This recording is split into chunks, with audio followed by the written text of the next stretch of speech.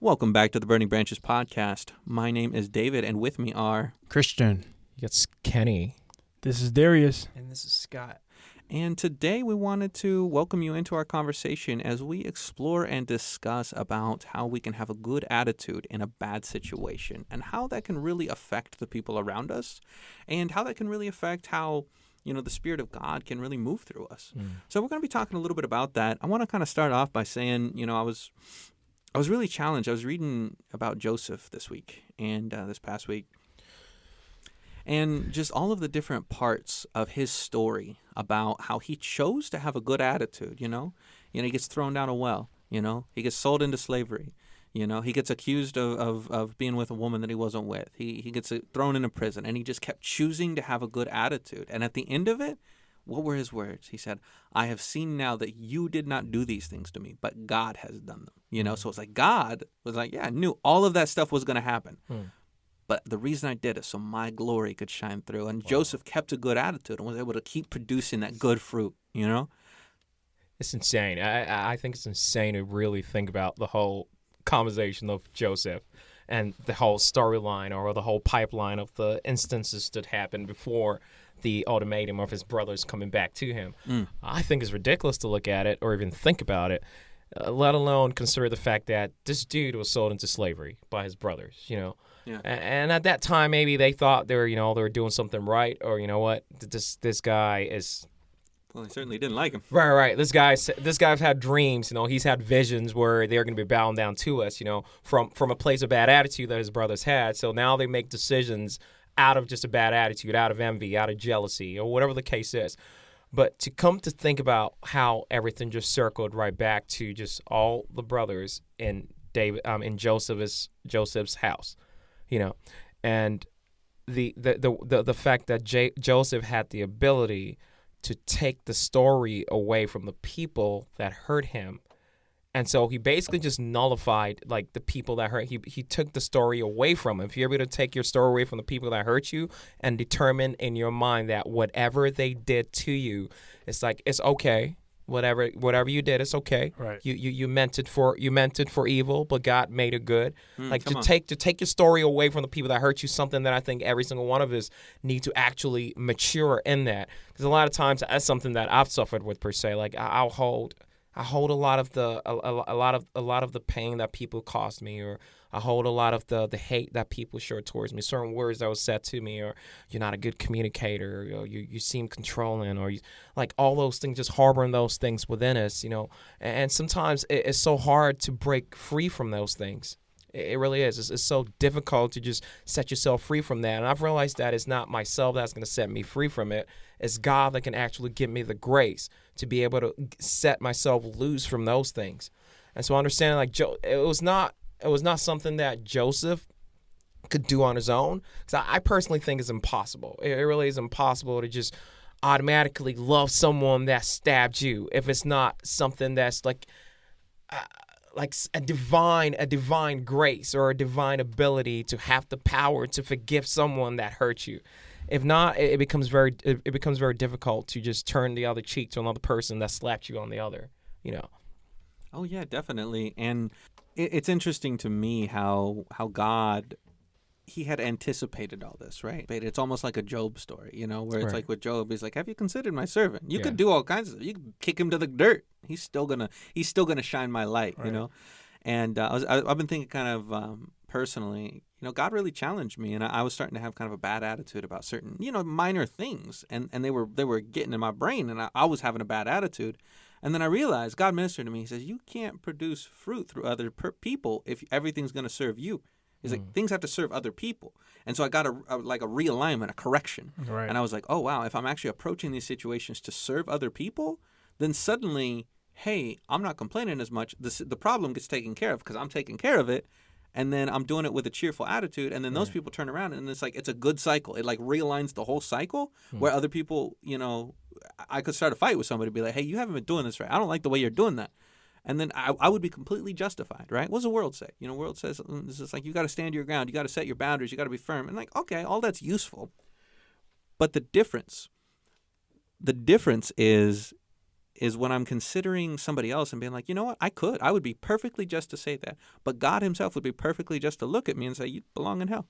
He's perfectly justified in doing so, but he chose not to. And so I could say, you know what, I'm going to be a servant here. And I'm going to say, you know what, I'm going to take care of these things. And then I'm going to have a good attitude about it. And other people are going to look and be like, oh, this is benefiting me. And then that's fruit. You know what I mean? That produces fruit through them. And then suddenly is these repeated good cycles.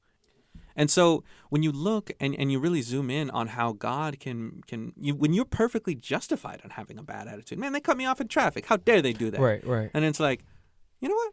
Maybe they're going somewhere. Yeah. You know, I learned that from a good brother of mine. He's like, you know what? Maybe they're going to the hospital. And it's like, it's crazy. It really is crazy to look at it, because I think the world kind of like conditions us to just look at ourselves. Yeah. It's kind of like it's basically innate in us. So the ability to consider another person's interest before your interest is something that I think sometimes it has to be a divine ability. It has to be something that you consciously work on, because it's not easy. It really isn't. It's like, okay, I'm going to work. Okay, like there's someone. Sometimes like you just get out of church and I'm making a left turn on a traffic light, and there's a car in front of me and it's green. I'm like, go. You know, like it's like why don't I have a get out? And I just get out of work. Yeah. I just get out of church. I think it's it's something that needs to be worked on constantly. Right. It's not something that just automatically happened to you. Like you have to have a conscious, intentional effort to say, like, I'm having this conversation. This person has a really bad attitude, but I'm going to consciously just take myself out of the conversation and just, look at what other things they might be going through in that instance. Like, okay, they have a bad attitude because maybe they had an exam that they didn't pass, or maybe they're having problems in their marriage. Maybe their kid, just went to jail, or whatever the case is. There are other stories behind why people are acting the way they are. Like sitting on this chair is not just Kenny. Like sitting on this chair is like knowledge from my mom. Sitting on this chair is knowledge from my dad. Sitting on this chair is knowledge from my brothers. So all of us individually, we're not just individually us. We're not. It's like a download of like different heritages or different people that came before us. That's what makes us us. So if you look at people and you think, okay, they're not who they are because it's just them. They're not just who they are because that's what they want to be. They're who they are because of the influences that's come around them, or all the people that have downloaded their information around them, how they were treated, how they were brought up. And if we're Christians, sometimes we forget the fact that I've heard someone say most Christians get Christian amnesia. As soon as we become Christians, we forget who we was before we became Christians. And so we start looking at other people like they don't matter. I'm like, before you got saved, you're basically, you're like dirt, but sometimes as soon as we get saved, we look at everyone like, oh, why is he doing this? Why is he smoking? Why is he drinking? Why is he doing that? Like, we get Christian amnesia so quickly. And so it's like a conscious effort to still see someone that has all the tattoos all over them, or someone that's still at the bar drinking, and be like, you know what? As much as they're into that, God can still do something. God can still save them, or God can still use your story to influence other people in that regard. Yeah. I think that's why your testimony is so important, because it reminds you of where you came from and what God brought you out of. That's so true. That's true. I think that's like what we should always look to, in every situation. Like, hey, I'm not perfect. God brought me through this, or Facts. He took me through this, or just like your situations and your environment. Like Kenny was saying, the people that you're around kind of raise you. You are a multiplication of those people and those situations. You sure are. Those are the things that shape you as a person over time. Even like what you went through at a young age. I know for myself, there's things that I question God about, like, why am I the way that I am? And most recently, He actually showed me. A word? Yeah, and like kind of just gave me like a visual of my upbringing and stuff like that. And I made some good decisions growing up at a young age, and I made some bad decisions at a young age. We all did. And one thing that I kind of struggled with growing up was just obeying my parents like 100%. Like, I was a good kid, but it was things that I didn't listen to them about, like coming home on time. Like, I want to go to the basketball game, but I knew my dad was going to say no, so I'm like, I'm going to go anyway, That's true. Just coming home later than I was supposed to, and that kind of shaped me how I am today, and God showed me, like, this is why you're late. you know, because this is a trait that you It's started long great. ago. Yeah. It's crazy though, but God gives us the ability to reinterpret our past, and I think it's a beautiful thing. Yeah. Like He gives us the ability to just sit back and look at the decisions we made in the past and be like, okay, you've went through all of this, but I'm going to give you the grace to just sit down and have the ability to look at the decisions you make in the past and look at all the consequences that came after that and what you're going through in that regard. I think that's a beautiful thing. Yeah. It's crazy though. It really is. Honestly, God's been kind of working with me about that too, because it's like I'm thinking about my little nephews sometimes, and I'm like, how does the environment influence how they behave? You know what I mean? Like how do these? And I'm watching them as children, because children are a great guinea pig. They're a great, Not a guinea pig. like a sponge, you know. I was just gonna say sponge. Yeah, they just pick up what's around them and Yeah. they just repeat it back, you know. And so I'm just been kind of watching how that happens, and sometimes like I've been watching, like I'll do something negative, like I'll have a sharp word at them, just be like, hey, you know, don't do that, or I'll just be really extra kind of mean, you know. I'm like, Yeah. Anyway, we're not gonna go into that, but you Right. know, I'll be a negative factor in their environment, and then that'll put their mood just immediately negative, and I'm like, oh, I did that, you know, like, oh my gosh, like, and I feel terrible, right? Right. You're looking at it like I just made a kid like a little sadder, you know, Yeah. like what a horrible person, you know. And sometimes it's necessary. Sometimes you got to bring them to reality, you know. But there's a certain thing where it's like, oh, I have an influence on the environment around me. Absolutely. Absolutely. It's like we have dominion over this earth. We just have it. And so what does that mean? We are the masters of our environment. The environment affects us, but then we also affect our environment. So we choose what gets put in there. And then because of what you choose gets put into that environment, that immediately impacts That's it. everyone else's Yeah. and how the product of that environment comes out, you know? That's it. Like we could I knew, you know, back in the trailer parks in Texas, I've seen some places where it's just people yelling at each other all Right. the time. I hate people yelling in a house. Like, Yeah. it bothers me because, Yes. like, I see people, that's all they're doing. They're just yelling back and forth. And I'm like, this is unpleasant. And then it's like, no wonder everybody's angry all the time. No wonder you're all addicted to smoking and drinking and all this stuff. Like, I get it.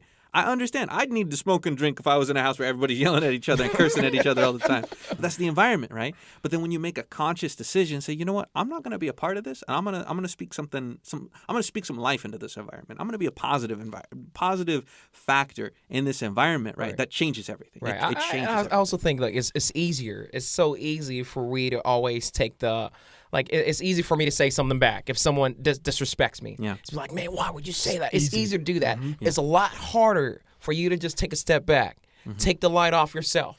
Right. And put them on them. It's so much but a lot of times we've been trained to take the easier route by just saying something back, by just walking off, or by just I don't know, retaliating. Yes. That's the easy way out of things. Yeah. But just learning to take the hard route out is not. It's hard. Like say your girlfriend says something that you like, or say sometimes your pastor tells you something that you're not willing to accept, or you're not ready to accept just yet. You know, it's easier for you to take the hard route out and just have like a heart that's so hard and just not accept the seed that Right. your pastor's trying to plant. That's the easy way out. The hard way out is to just be like, you know what? It's a challenging thought.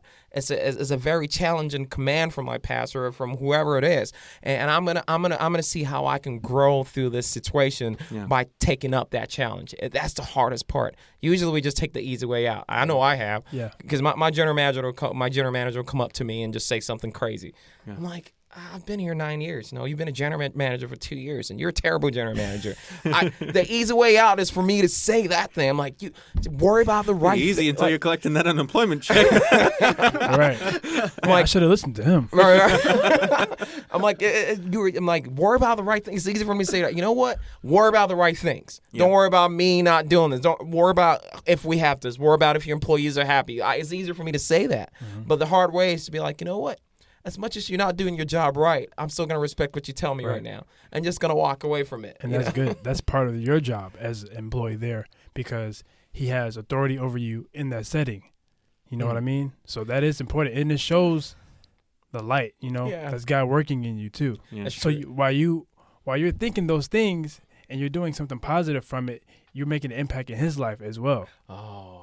Yeah, you really are, because it's like, Oh, man, I see what you did there. That's good. That's good. That's 'Cause good. It's like you not saying much. Yep. And allowing them to just keep saying whatever they're saying, la la la la la la, and you're not saying much. They're gonna leave the conversation, and you're gonna be like, Kenny's not that bad. exactly. Kenny's you know, all right. you know something I've experienced in the same exact vein is I took a call one time, and I be working customer service sometimes, and I took a call one time, and this person, they were yelling and they were angry and they were crying, and I just let them go.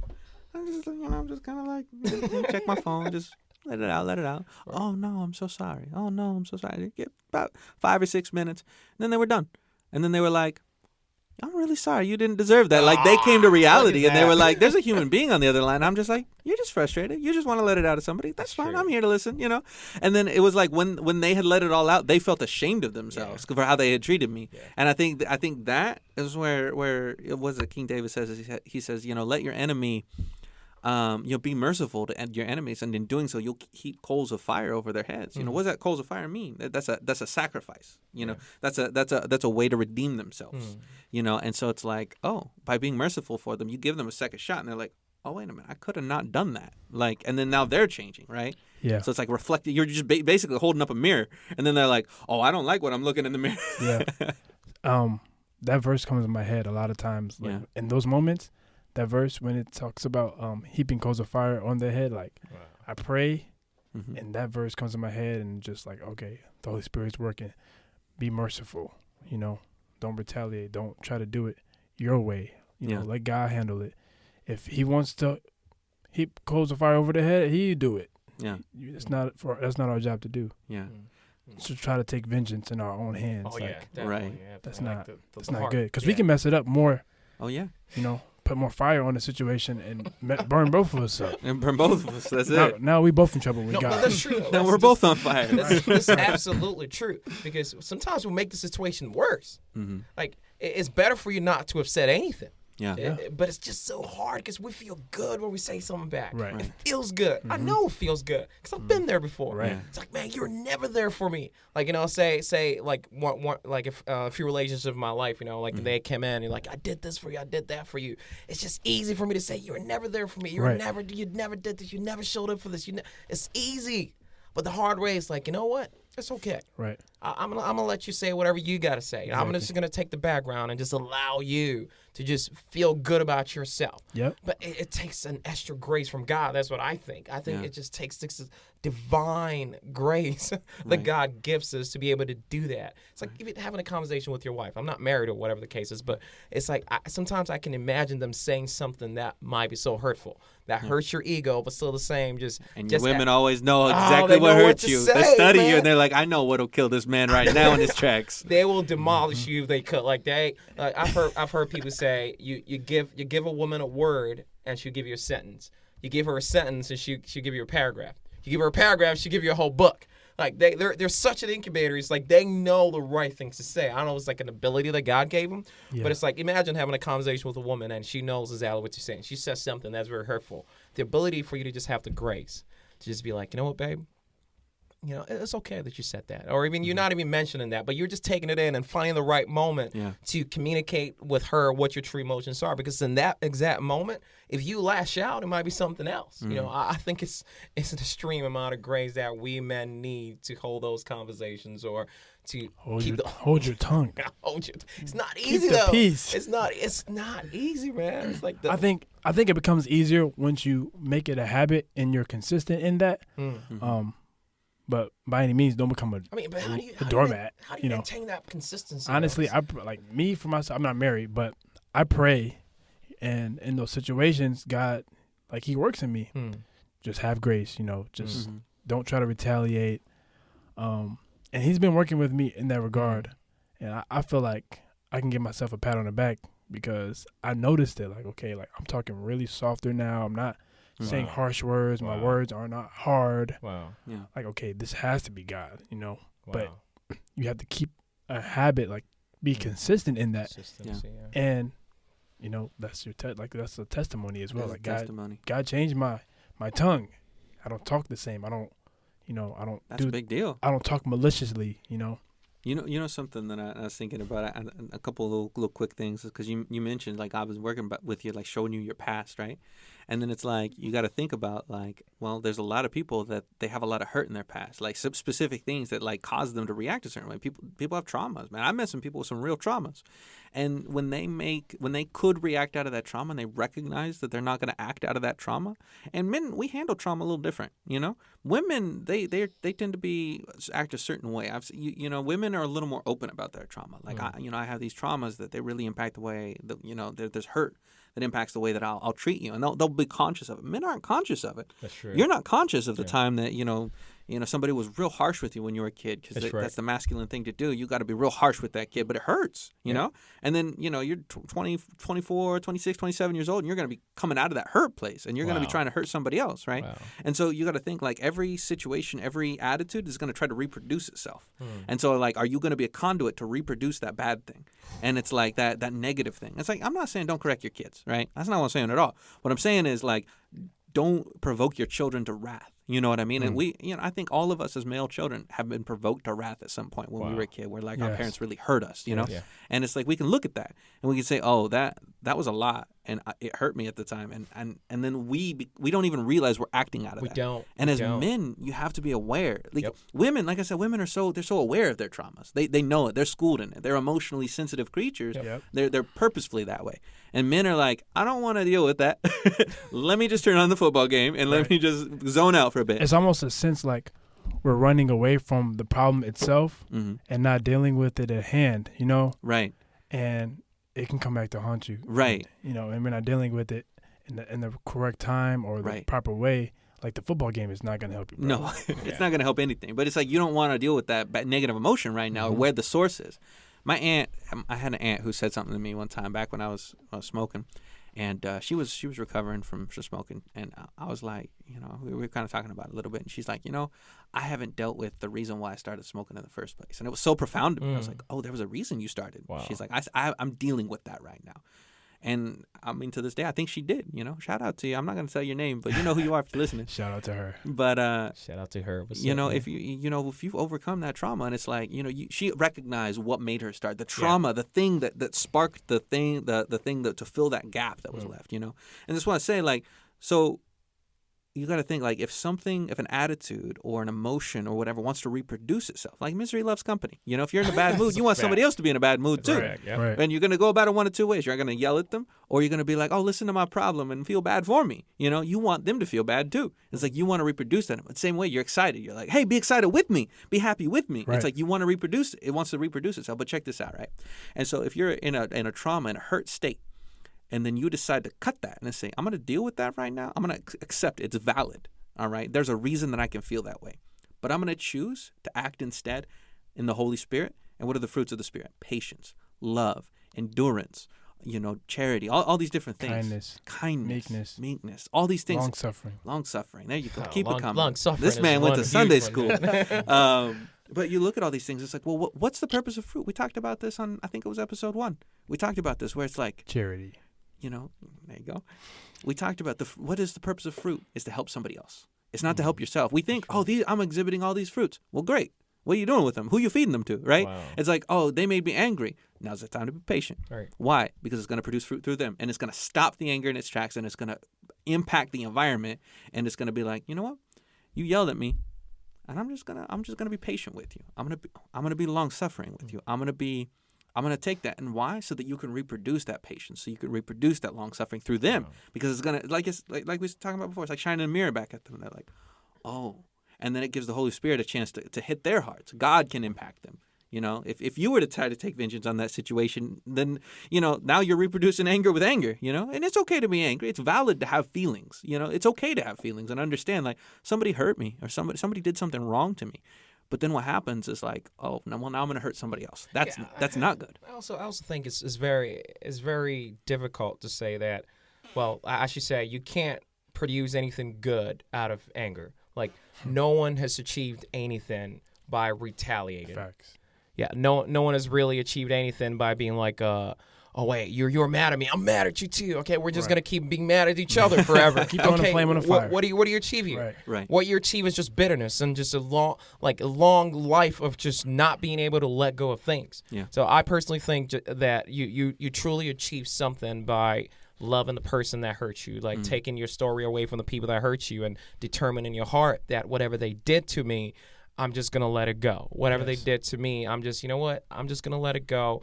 And I know that we don't want to get too personal, but like there are certain relationships in my life where I purposely have to be like, whatever happened, I'm just gonna let it go.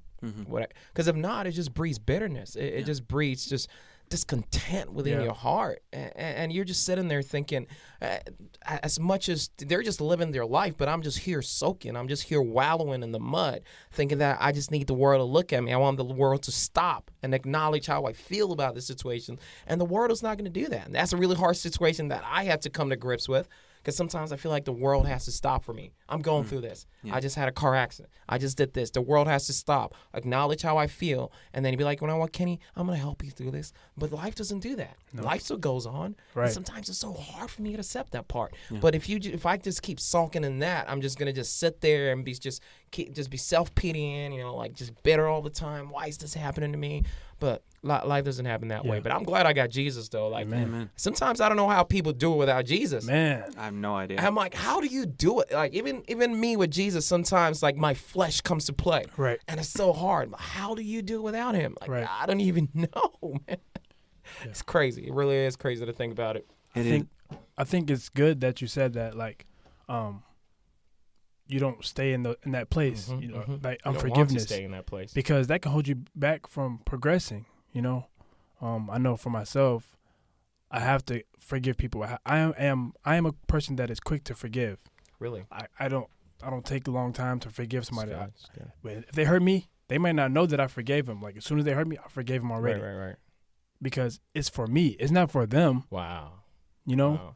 And I just make that a habit of mine, like a lifestyle, to be quick to forgive, because I know it's gonna do more hurt for me than anything. Yeah, and I also think men choose to not attack the root of situations because we try to avoid certain conversations sometimes. I'm just speaking from my perspective. Like a lot of the conversations I've avoided is because I didn't really want to go to the root of things. And sometimes the root of things is us. Like we men having bad attitude and not seeing the full picture or full perspective. So I know that if I sit down and have this conversation, at the end of the day, it's going to turn back to me. And it's like I stay away from those conversations as much as I can. It's like, oh, I want to get to the root of the issue. I'm just going to, beat around the bush. Like if you're in a relationship, possibly just get her flowers, not really talk about the situation. Right. But sometimes talking about the situation is the flowers you need to give her. Yes. Wow. I've been one to like kind of. I'm quick to forgive, but I used to. I don't do it anymore. But I used to just sweep. Don't do it. I don't do it anymore.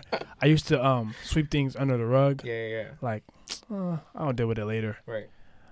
That's not really forgiveness either, really because in my mind I'm gonna bring it back up and just kind of like have it in the back of my head, like it's hurting me, So I've realized it's better to address the situation sooner and be quick to forgive at the same time instead of putting it off later. Yeah, but I also think understanding like different types of personalities as well will help in terms of like what type of relationship you're building around you. Sometimes you gotta know how other people respond to your energy. Like I like to think I'm very extroverted. Like, I respond really well when other people return energy back to me. But if as an extroverted person, if I'm talking to someone that's very introverted, I feel like, okay, am I making sense to them? Why are they just sitting there looking in my face? Like knowing how their personality is will also determine how you approach the situation sometimes. Sometimes you don't have to approach the situation with too much energy. Sometimes you have to match your introverted level, get them to come out of the shell, maybe match them a little, like have a little bit of energy there. So there's a dynamic of how we maintain relationship around is that I think a lot of us need to drill into our subconscious, because we know we want to maintain a relation around this. We don't pay attention to how different everyone is. Everyone is going to respond differently to like anger. Someone respond differently to humility. Which to some people, just being quiet in a conversation is disrespectful to them. Like, I want you to say something. I want you to talk. Why aren't you saying something? Sometimes you get in an argument with someone that you care about, but like you gotta say something. They expect you to say something. Right. It's almost like you don't care. Right, to them, right. to them, you don't care. Yeah. But that's not always the case. It's definitely you not. might just be actually listening and trying to let it go through your mind and figure out what you need to do in that situation instead of just reply to everything they're saying. Absolutely. So understanding like different personalities is actually very key sometimes as to how you maintain certain relationships around you. Because if not, you can override your personality thinking that, oh, you know what, they're so quiet. I'm just gonna be loud. Right. Maybe they would change now. It's just they have a different personality. They react differently to certain things. Right. Yeah, definitely. I think circling back, kind of back around to something that you had said earlier about you got to think like how much how important our interaction with other people is. You know, Yeah. how important it is that we're not preaching an empty gospel. Mm. You know what I mean? Where we're just like, you know, oh man, Jesus loves you, but I hate you. Wow. It's like, Yeah. okay, like, well, you're the body of Christ, so you better be embodying everything that He is. And it's like, It's hard, man. it's difficult, but you got to hard. think like, It's hard. you know, my pastor said something the other day that has got in my brain, and I think he said it before, but it really got in my brain. It's like the best, you know, the greatest growth comes from suffering. Mhm. You know, God allows that to happen to grow us. You know, it's specifically those bad situations where it's like you can keep repeating the same mistake. Oh, the same bad thing happened. Oh, I lost my job again. Well, what are you going to learn from it this time, doofus? You know, Yeah. my girlfriend left me. Well, that's the second one. So that's 2 in a row. What are you doing wrong? You know, and I'm not saying there's not bad jobs or bad bosses or bad girlfriends. Sure. But if things are a repeated pattern, you got to stop and be like, oh, this is causing me a lot of pain. And Wow. God's like, yeah, I'm letting that pain happen. You know why? Because you need to learn something here. Wow. And it's like, oh, you know, like, not that we should shoulder every burden, or not that everything is our fault, but it's those moments of suffering, it's those moments of pain, the deep personal pain, where we can learn to grow. We can learn. It pain's the best fertilizer, man. It really Sure is. Take that. It'll grow your character in a way that you did not know it Did could not grow. know. But yep. Sure. It's And fact. it's like you think you know who you are until You you're don't. sitting in a dark prison cell, and you're like, oh, my God promised liberty. And he's like, Back to the Joseph story. back to the Joseph Crazy, story, though. It's man. crazy. And Like- it's like you could be sitting in that dark, but God promised liberty. Yep, He yep, promised. yep, he yep, has all yep, these yep, promises. yep, Like, yep, okay, yep. yeah, He has all those promises. Don't worry about Come it. on. But we're not there baby. yet. That's right. It takes some time to get We there. ain't there yet, baby. We ain't. You're we gonna get ain't. to the promised land. We will get to the promised land. In 200 years after slavery, and it's like, wait, what? Hold on, I didn't know. I don't remember this contract. It's crazy. The story of Joseph just fascinates me, man. I think it's just a beautiful story. And when I read it, sometimes we think we're Joseph in the story. Like a lot of time we typecast ourselves like we're Joseph in the story, or we're David in the story. You know, we're slanging. Nah, you ain't. You're one of the brothers that sold David. You know, we don't wow. look at ourselves like that, because we have such a bad attitude sometimes Yeah. that we're not able to hold these relationships. Like, you know what? I don't like you. But you think I'm gonna bow down to you? Nah, I'm gonna try to sell you. I mean, I'll probably try to kill you, but since that didn't work out, now I'm gonna sell you. Yeah. So sometimes we Wow. typecast ourselves to be Joseph, but in the story, we are Jacob. We are the bad person that was never there, or that initiated the story. I also believe that. I think that's one reason why God chose Joseph, because Joseph had the ability to bless the people that hurt him. Yeah. Like if he had picked anyone else, but God has the ability to see from the future, so He sees everything from the beginning. Oh yeah. But when I read the story, I'm like, man, imagine if God had picked someone else. Like when the brothers showed up, it would have been a different story. Would've been Probably cut completely them different head off, or throw them into like a lion's den or something. Whatever they did back then, like it's crazy, because I think God picked Joseph because Joseph had the ability to just look into the eyes of the people that hurt him and still give them grace. I think it's that. I think that plus he knew to recognize God in things where other people did not see God. A lot That's of people be like, they see God in their blessings. They see God in the raise that they get. They see God in their promotion. They see God in the $100 bill that they found on the side of the road.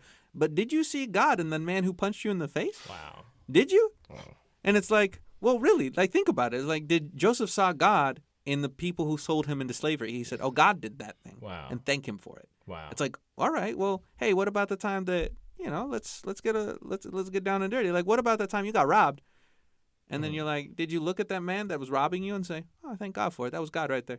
Wow. No, nobody thinks like Nobody that. thinks like that. But Joseph thought like that. And he Right. said, no. And because he looked back That's a crazy with hindsight. ability, man. And he's like, no, I saw God orchestrating something in all this. And so there's a perception there. There has to be a perception. What's God doing here? Like, what is He trying to teach me? And what place is He trying to bring all of us, right? Because the blessing wasn't for him. It was for all of his brothers. All of his brothers. And so his brothers sold him into slavery, and it benefited them, and it was God's plan all along. And Joseph had a good attitude about that. Like, that's fine. I'm ruling Egypt. Like, I ended up pretty good. But I still love you, and you sold me into slavery, and this still worked out for your benefit because God has promises over your life, and it does not matter. It's my attitude is one of mercy, is one of forgiveness, That's right. and it's that it changes everything, and it has Changes ripple the effects dynamics. It does. that'll change families, it'll change generations. Where when people start saying, you know what? No, I see God in all these bad things, and what am I learning here? How can we benefit from this? Right? Where it's like suddenly there's a famine in the land. It's like, well, God didn't tell his father that there was famine in the land. He didn't tell Israel that there was famine in the land. No, he didn't even tell Joseph. You know who he told? Pharaoh. And then Joseph interpreted Pharaoh's dreams, and then Joseph was set up for it. And you know what? Israel got the benefits of it because like they're like, oh, we got to go to Egypt. They've got plenty of grain. Why did they have grain? Because Joseph interpreted a dream. Like there's so much connected, and it all hinged on Joseph's attitude. It's crazy. His attitude. It's crazy. He saw God. He thanked God, and he was an instrument of God in every situation. And as I think about all those times where you'll be like, oh man, I'm just waiting for my blessing. I'm just waiting for my blessing. It's like, oh, what about you being used in ministry when you're suffering? Like maybe that's the blessing for somebody else, and it's going to set you up for something bigger because you decided to be a blessing in a time of suffering. Yeah. Like whatever you bound on earth will be bound in heaven, and whatever you lose on earth will be loosed in heaven. So it's like whatever decision we make in the spirit on earth will can technically make an effect in the outermost, like in heaven. You know. You got to think about like the attitude that every apostle had.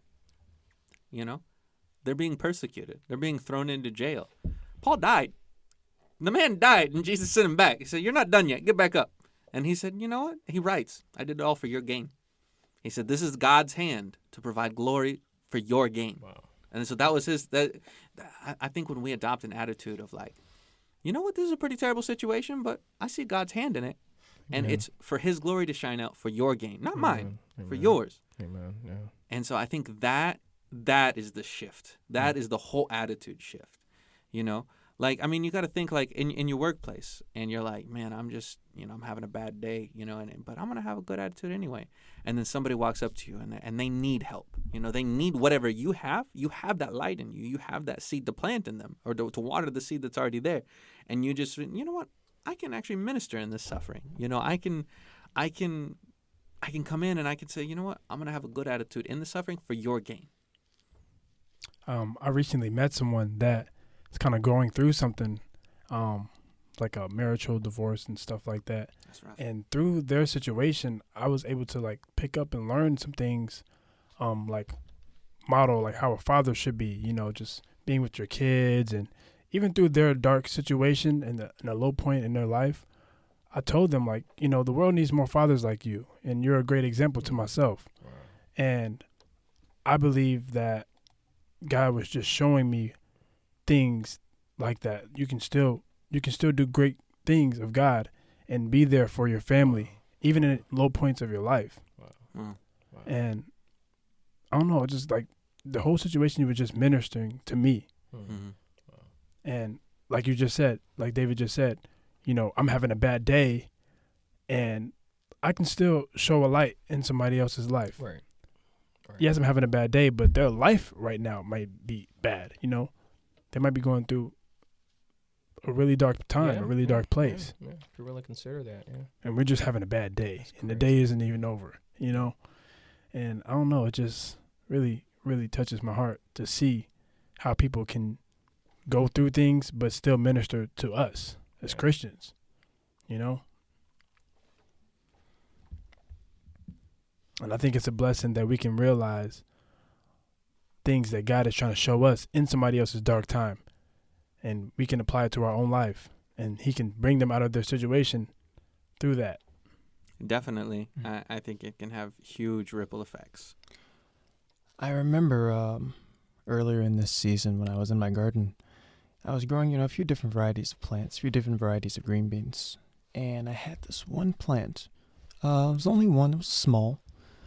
But I remember it always produced. It was always consistent. And, even though it struggled, I remember it struggled with disease early on, and disease just never really left it. Despite its struggles, it just consistently produced. And then right next to it, I had a different variety. And this particular variety wasn't heat resistant. And so I remember during this entire summer, this small little bush was producing all this, all this fruit. And next to it, I had these 3, beans of a different variety. And they were growing. They were producing leaves, but no fruit. And the Lord really ministered to me in that moment. And it's like, even though this plant, with its disease, with its, struggling, not as healthy as it could be, it was still able to produce food and provide subsistence for me. And this plant next to it, even though it was healthy and it was green, it wasn't producing any fruit. That's something, man. That really reminds me of not the parable, but the demonstration of the fig tree. It's like we don't want to be that fig tree that looks nice, but it's got no fruit on it, right? Somebody's gonna go up expecting a fig. Right. There's nothing there. Yeah. And it's like, man, it's the diseased plant. It's the one that's not. It looks like it's the wrong type. It looks like it's the wrong thing, but look at all this fruit that's coming out of it. This fruit that we can eat. So that about wraps it up for this episode of the Burning Branches podcast. We thank you for joining us this week in our conversation. We hope that you can join us again next week. Once again, we'd like for you to join in the conversation by finding us on whatever platform that you participate in. Subscribe to us on YouTube. All right, I got Apple Podcasts. Don't forget to subscribe and leave a review. Make sure you guys follow us on Instagram at burning_branches. Okay, we love you guys. Tune in next week.